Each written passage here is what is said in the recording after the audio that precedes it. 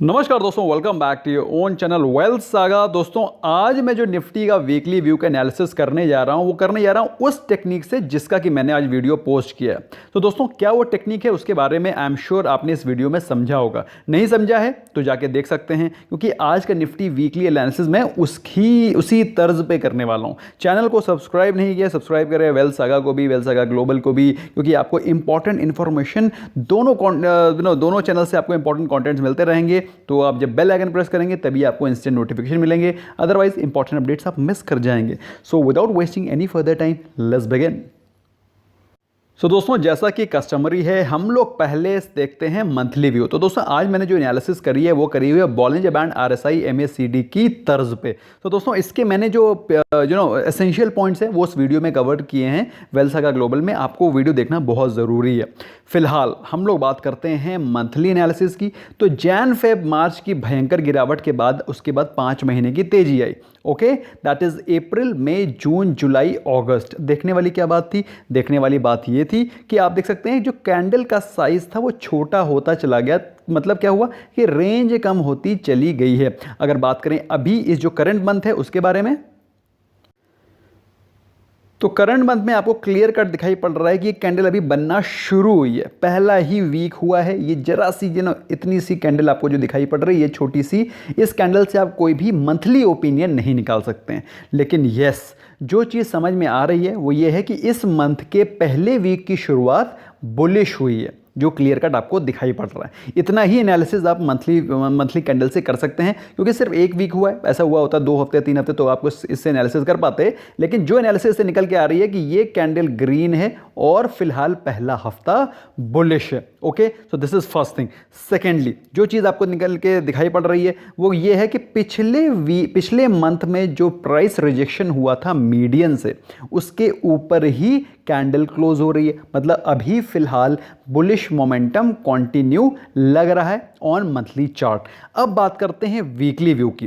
दोस्तों जो लोग इस कैंडलस्टिक पैटर्न को नहीं जानते हैं उनको बता देना चाहता हूं, इस पैटर्न को बोलते हैं बुलिश हरामी। कुछ लोग बोलते हैं हरामी, हरामी, जो भी बोल लो, लेकिन मतलब उसका सेम है। हिंदी वाला हरामी की बात नहीं कर रहा हूं, जैपनीज वर्ड होता है बुलिश हरामी। इसका मतलब क्या होता है? इसका मतलब होता है pregnant women. Of course main तो प्रेग्नेंट होते नहीं है, तो प्रेग्नेंट वेमेन ही होती हैं। तो प्रेग्नेंट वेमेन जब उनका वो स्टमक बाहर आता है तो इस प्रकार से उनका पेट बाहर आ जाता है कि नहीं आता है? ओके, तो जब पेट बाहर आ जाता है तो इस प्रकार की जब कैंडल बनती है तो उसे कहते हैं बुलिश प्रेग्नेंट या फिर बुलिश हरामी। तो आप देख सकते हैं अगर यहीं पर ये ग्रीन कलर की कैंडल होती है, अगर मैं ग्रीन चाहूँ तो ग्रीन ले लेता हूँ, ये लो आपका ग्रीन हो गया, ठीक है, ये ग्रीन है। और उसके बाद अगर कैंडल बन जाए red like this, okay, so this is called bearish हरामी। तो ये बियरिश हरामी तो है नहीं, ये क्या है? ये है बुलिश हरामी। ये क्लियर हो गया आपको? इतना फंडा क्लियर हो गया। तो ये कुल मिलाकर के बुलिश हरामी पैटर्न बन रहा है, जो कि वीकली व्यू में आपको क्लियर कट बुलिश सिग्नल दिखा रहा है। फिलहाल क्या होता है नहीं होता है उसको तो हम लोग एनालाइज करेंगे ही। फिलहाल आपको जो चीज़ दिख रही है कि ये बुलिश कैंडलस्टिक पैटर्न है और यहाँ से तेजी आपको दिखाई पड़ सकती है, but at the same time जो रेजिस्टेंस है उसको भी ध्यान में रखना है। पहली चीज़ ये हो गई कि ये बुलिश हरामी पैटर्न बन रहा है जो कि बुलिश सिग्नल दे रहा है, नंबर 1। नंबर 2, RSI के बारे में बात करें तो RSI भी आप देख सकते हैं 60 के नीचे ही आई थी और वहाँ से फिर ये 60 के ऊपर जाना शुरू कर रही। अभी निकली नहीं है, क्रॉस नहीं किया, लेकिन बस इंपॉर्टेंट जो रेजिस्टेंस लेवल है 11,500, ये अगर तोड़ता है तो उसके बाद आपको तेजी दिखाई पड़ सकती है। क्लियर हो गया? उसके बाद 11,800 के लेवल के जो रेजिस्टेंस हैं वो तो आपने कहीं पर नोट कर रखे होंगे, क्योंकि मैंने आपको काफ़ी दिनों पहले से बताया था कि 11,800 के बहुत स्ट्रॉन्ग रेजिस्टेंस हैं। फिलहाल नियर टर्म रेजिस्टेंस 11,500, ये तोड़ता है तो 11,800 आपको बहुत जल्दी दिखाई पड़ेगा। नोट कर लो कहीं पर, 11,500 टूटता है तो 11,800 बहुत जल्दी दिखाई पड़ेगा। ये हो गया वीकली चार्ट की एनालिसिस। अब बात करते हैं डेली चार्ट की एनालिसिस। डेली चार्ट में आपको क्या दिखाई पड़ रहा है? डेली चार्ट में दोस्तों बॉलिंजर बैंड में जो मैंने अभी आज अपने जिस वीडियो के बारे में डिस्कस कर रहा था उसमें मैंने आपको बहुत अच्छे से एक्सप्लेन किया हुआ है, लेकिन एनीवे उसको मैं क्विकली इसमें कवर करता हूं, तो उसको वीडियो को देख लेना तो आपको ब्रॉडली सारी चीज़ें क्लियर हो जाएंगी। तो इसमें आपको क्या दिखाई पड़ रहा है? इसमें आपको ये दिखाई पड़ रहा है कि जो कैंडल स्टिक पैटर्न बना है वो गैप अप हुआ है, गैप के साथ ओपन हुआ है और परफेक्ट बुलिश कैंडल बना है, नंबर 1। नंबर 2, आप देख सकते हैं 10,800 निफ्टी आया था, 10,800 आया था, तब मैंने आपको बताया था एलियट वेव के मुताबिक यहाँ से तेजी बन सकती है। जिन लोगों को याद है कमेंट सेक्शन में लिख के बता सकते हैं कि सर मुझे याद है, यस यस लिख सकते हैं। तो मैंने 10,800 बताया था कि आपको बहुत जल्दी 11,250 के लेवल्स दिखाई पड़ेंगे, और 11,250 क्रॉस हुआ तो 11,500 के लेवल्स आपको बहुत जल्दी दिखाई पड़ेंगे। और मैं इस वीक बोल रहा हूं 11,500 टूटा तो 11,800 के लेवल्स बहुत जल्दी दिखाई पड़ेंगे, लेकिन 11,800 is a very very strong resistance. फिर से बोल रहा हूँ, तो इसको ध्यान रख सकते हैं, ये लेवल्स को ध्यान रखना है, क्योंकि भाई इसी पे ही ट्रेडिंग होती है, इसी पे पूरी की पूरी भारतवर्ष ट्रेड कर रहा है। आप कुछ अलग सोचेंगे, कुछ अलग 6,000 सोचेंगे, अगर आप 12,000 सोचेंगे तो रगड़े जाएंगे। सिंपल सी बात समझ लीजिए, जो पूरी ट्रेडिंग कम्युनिटी, जो पूरी टेक्निकल एनालिसिस पूरी भारतवर्ष पढ़ रहा है, जो पूरा भारतवर्ष एनालाइज कर रहा है, उसके साथ चलोगे, कुछ अपनी नई नदी बहा दोगे, नई नदी बहा दोगे, उड़ा दिए जाओगे। नदी अपने भंवर के साथ आपको अपनी अपनी रफ्तार के साथ, अपनी लहरों के साथ आपको बहा के ले जाएगी। तो कुछ एंथू कटलेट बनने की जरूरत नहीं है, वरना कटोगे। तो लेवल समझ में आ गए हैं, पहली चीज। नंबर 2 बात करते हैं आरएसआई की। तो आरएसआई आपको क्लियर कट बुलिश दिखाई पड़ रहा है 10,800 के बाद। 10,800 पे निफ्टी 50 का जो आरएसआई था वो 40 के नीचे चला गया था, दैट मीन्स ओवरसोल्ड, लेकिन वीक। लेकिन उसके बाद हुआ क्या, उसके बाद उसने तेजी पकड़ी और 40 से 60 की तरफ जाने लगा, रेंज शिफ्ट हो गई है। रेंज शिफ्ट क्या स्ट्रेटजी है, इसका मैंने वीडियो बना के रखा हुआ है, आई एम श्योर आपने देखा होगा, नहीं देखा तो देख लो, देखा करो। ये सब उल्टा सीधा चीज़ें देखा करते हो, उसको तो हम रोकेंगे नहीं, क्या देख रहे हो क्या नहीं देख रहे हो, आपकी मर्जी है। बाकी जो चीज़ कायदे की उनको देखने से आपको फायदा मिलेगा। एनीवे, फिलहाल अभी ये बुलिश हो गया है। जो चीज़ थोड़ा सा कंफ्यूजन पैदा कर रही है वो है MACD का क्रॉसओवर। वो क्लियर कट नहीं हुआ है, लेकिन ऐसा लग रहा है कि MACD का बुलिश क्रॉसओवर होने वाला है। बात समझ में आ रही है, हुआ नहीं है, होने वाला है। तो हो कब जाएगा, जब 11,500 टूटेगा, क्योंकि ये एक स्ट्रॉन्ग रेजिस्टेंस है। जैसे ही ये टूटा, ये क्रॉसओवर होगा और 11,800 के लेवल आपको जल्दी ही दिखाई पड़ेंगे। क्लियर हुआ कि नहीं क्लियर हुआ? ओके। तो ये थी भाई निफ्टी की चाल, अगले हफ्ते क्या रह सकती है based on technical analysis, based on chart analysis. ये तो हो गई पहली चीज़। अब बात करते हैं ऐसे कौन से स्टॉक्स हैं जिस पे कि आप नज़र रख सकते हैं, जो कि आपको इस समय वैल्यू बाइंग दिखा रहे हैं प्लस अपसाइड दिखा सकते हैं। दोस्तों, पहला स्टॉक है बजाज फिनसर्व। बजाज फिनसर्व एक ऐसा स्टॉक है जिसमें कि बजाज फाइनेंस का भी स्टेक है। तो अगर आप बजाज फिनसर्व लेते हैं तो इनडायरेक्टली आप बजाज फाइनेंस भी उठा रहे हैं, नंबर 1। नंबर 2, अगर बात करें महंगाई की, तो भाई स्टॉक महंगा है, कोई डाउट नहीं है, लेकिन ये स्टॉक आपको हमेशा ही महंगा मिलेगा। इंश्योरेंस भी इसमें है, फाइनेंस भी इसमें है। ओवरऑल बहुत ज़बरदस्त स्टॉक है, ज़बरदस्त कंपनी है, ज़बरदस्त धंधा है। अगर बात करें इंडस्ट्री की पी, तो it is on 29 and this is available to you. अगर कॉन्सोलिडेटेड के बारे में बात करें तो 25, जो कि मेरे हिसाब से चीपर है। कॉन्सोलिडेटेड की बात कर रहा हूँ मैं, कॉन्सोलिडेटेड मतलब इसमें बजाज फाइनेंस भी है, इंश्योरेंस आर्म भी है, लोन सेगमेंट भी है, सारा जोड़ें तो फिर आपको सस्ता लग रहा है। अगर इसके स्टैंड लोन के बारे में बात करें, अगर इंश्योरेंस के बारे में ही बात करें तो फिर आपको महंगा लगेगा। बात समझ में आ रही है? तो मैं तो इसको एज अ कॉन्सोलिडेटेड पैकेज के बारे में एनालाइज कर रहा हूँ। मेरे हिसाब से ये स्टॉक इस समय सही वैल्यूएशन पे है फॉर लॉन्ग टर्म पर्सपेक्टिव। क्यों बोल रहा हूँ? भागा हुआ स्टॉक नहीं है, 5% की गिरावट पे है। 10,800 जब निफ्टी गया तो 5500 के लेवल्स पे आ गया था, लेकिन उस समय तो आप लोगों ने लिया नहीं होगा। आप लोग तो वेट कर रहे थे 6,000 की, क्योंकि लोगों ने तो आपको बता रखा है ना कि 6,000 आएगा, निफ्टी 4,500 आएगा। तो भाई 4,500 जब आए तब आप ले सकते हो। मैंने तो भाई अपने मेंबर्स को भर भर के बताया था कि भाई उस समय बाइंग करना है। मैंने उस दौरान 2 बार 2 times I had revise GTT levels and told to my diamond members, और उन्होंने भर भर के खरीदारी करी है अच्छे चुनिंदा स्टॉक्स में। इनफैक्ट HUL भी उसमें ऑलमोस्ट 2,000 के लेवल्स पे था। तो मतलब ये एक एग्जाम्पल है, this is one of the examples. इसके अलावा भी कितने सारे HDFC बैंक, HDFC AMC, कितने सारे स्टॉक्स थे जो कि ब्लू चिप स्टॉक्स होने के कारण उसमें एकदम ग्राउंड पे पड़े थे। तो आई एम श्योर आपने उनको लिया होगा, क्योंकि मैं भी आपको बार बार डिस्कस करता रहता हूँ। नेवरदिलेस, 1 साल के बारे में बात करें, 1 साल में आप देख सकते हैं स्टॉक ने अपनी भयंकर गिरावट के बाद में थोड़ी रिकवरी दिखाई है, but at the same time अभी फिर से करेक्शन आया था और वहाँ से थोड़ी चाल पकड़ना शुरू हुआ है। फिलहाल 1 साल में 28% के नेगेटिव रिटर्न। 10,000 रुपये का स्टॉक इस समय आपको मिल रहा है 6,000 रुपये पे, ऑलमोस्ट 40% के डिस्काउंट पे मिल रहा है ऑन इट्स मतलब अगर आप 1 ईयर के हाई के बारे में बात करें तो 40% के डिस्काउंट पे मिल रहा है।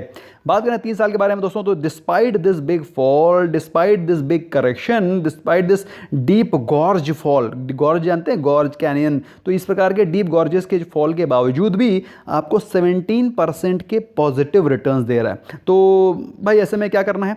ऐसे में दोस्तों मेरे हिसाब से जो स्टॉक इतना बुरी तरह से गिरा है उस स्टॉक में अगर वैल्यू आपको दिखाई पड़ रही है, आई डोंट नो आपको दिखाई पड़ रही है नहीं दिखाई पड़ रही, मुझे तो दिखाई पड़ रही है, मुझे दिखाई पड़ रही है। If you are a long term investor you can bet on this stock, otherwise avoid यार, अवॉइड। बहुत सारे 5,000 स्टॉक हैं, डेली आपको 2-4 लोग बताते हैं ये स्टॉक आपको करोड़पति बना देगा, ये स्टॉक आपको अरबपति बना देगा, ये 2 स्टॉक खरीद लो, तो वो स्टॉक भी खरीद सकते हो, बाकी आपकी मर्जी है।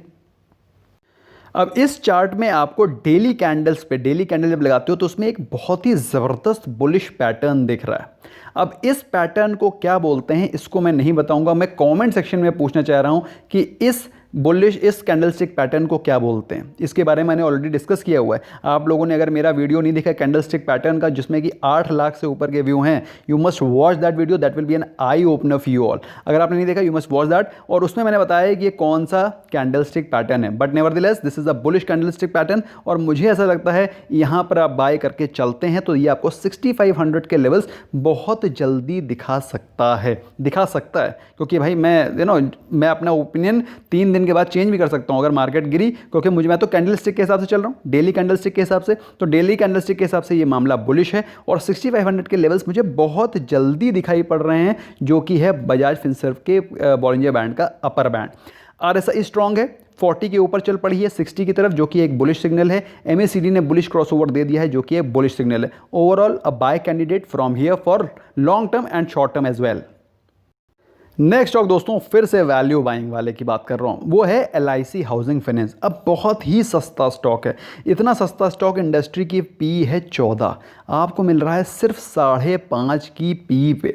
Dividend yield almost close to 3%, 4% की डिविडेंड यील्ड आपको दे रहे हैं। ये 4% की FD के रेट ऑफ इंटरेस्ट चल रहे हैं इस समय, 4-4.5 महीनों इतना ही चल रहा है सरकारी बैंकों में।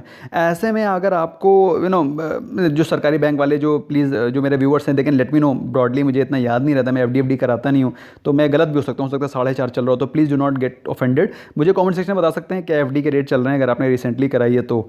मैं कराता वर्ता नहीं हूँ FD यार, आई डोंट रिमेंबर, लेकिन ब्रॉडली जो मुझे याद है वो 4.5 के आसपास ही चल रही है। बट नेवरदलेस 3% की डिविडेंड यील्ड आपको दे रहा है, आपको ऑलमोस्ट 3% डिविडेंड यील्ड, 5 की पी पे चल रहा है, जो कि आप देख सकते हैं 1/3 है इंडस्ट्री की पी पे। और क्या चाहिए ज़िंदगी में।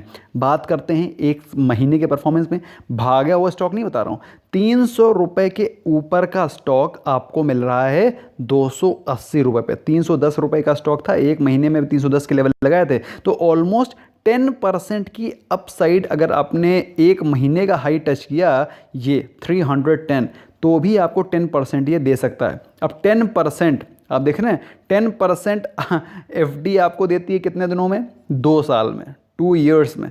अब 2 ईयर्स अगर आपको ये एक महीने में सिर्फ अपना एक महीने का हाई टच करे तो भी आपको 10% मिल जाएगा। This can come in 1 month, this can come in 1 day, this can come in 1 week, whatever. मेरे हिसाब से वैल्यू दिख रही है इसलिए मैंने आपके साथ शेयर किया। बात करें एक साल के परफॉर्मेंस की, 25% के करेक्शन के बाद ज़्यादा भागा नहीं है। क्यों? क्योंकि रियल स्टेट में कोई जान अभी दिखाई नहीं पड़ रही है, लेकिन मुझे ऐसा लग रहा है कि रियल स्टेट ही वो सेक्टर है जिसमें अब नई लहर आना बाकी है।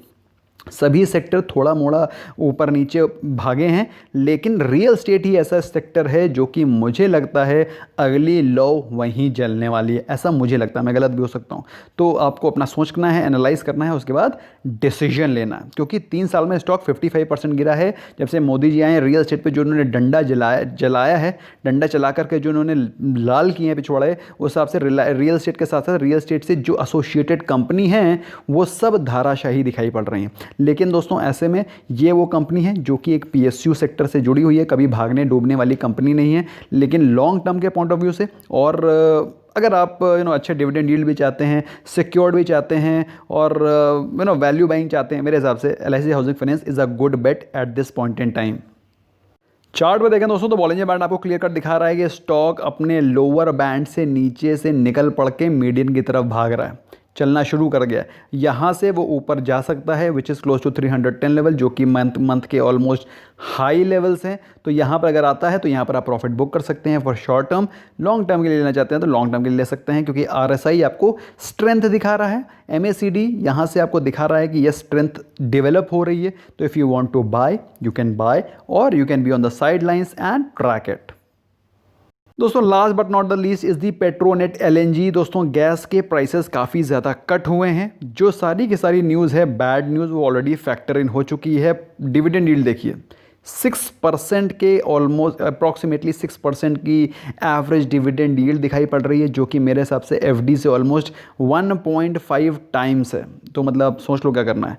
इंडस्ट्री की PE 41 और आपको मिल रहा है ये 12 की PE पे। अब आप बताइए सस्ता है कि नहीं।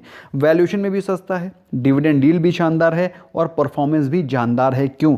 एक महीने में भागा हुआ स्टॉक नहीं बता रहा हूँ, 10% के करेक्शन पे है और अभी आपको इसने अपने सिर्फ एक महीने के हाई टच कर लिए, तो this is going to give you 15% returns within 1 month. तो मैं वैल्यू की बात कर रहा हूँ इस समय, है ना, मैं वैल्यू की बात करता हूँ, जो मैं वीकली अपडेट की बात करता हूँ। तो वैल्यू बाइंग मुझे यहाँ पे दिखाई पड़ रही है। 15% की अपसाइड आपको विद इन 1 मंथ के हाई उसने टच किया तो भी दिखाई पड़ेगी। एक साल में 14% के करेक्शन में मिल रहा है, जबकि सेक्टर है 7% डाउन, सेंसेक्स है 1% ऊपर।